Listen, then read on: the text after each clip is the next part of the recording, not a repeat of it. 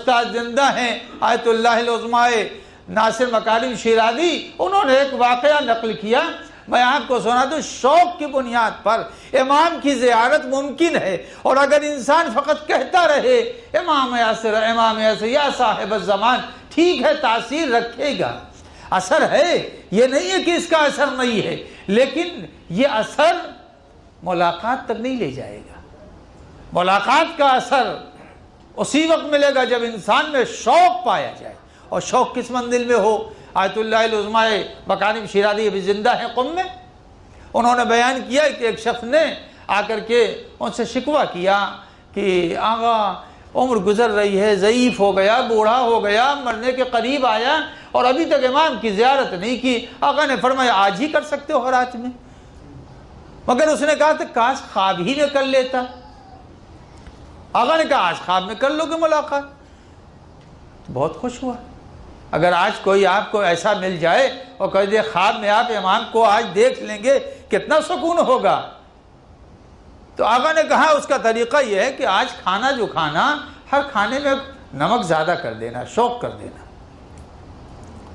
آ کر کے بیوی سے کہا کہ آج میں نے ملاقات آقا سے کی تھی، آقا نے کہا ہے کہ اپنے کھانے میں آج نمک شوق کر دینا، اور کھانا کھانے کے بعد پانی نہیں پینا۔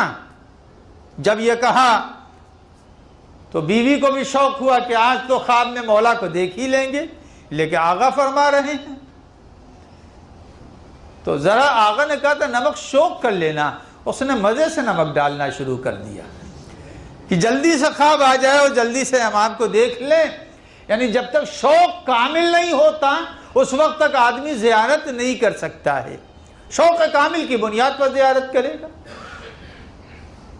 اب آئیے، کھانا تو پک گیا، کھا بھی لیا، منع کیا تھا پانی نہیں پینا، اب پانی نہیں پیا۔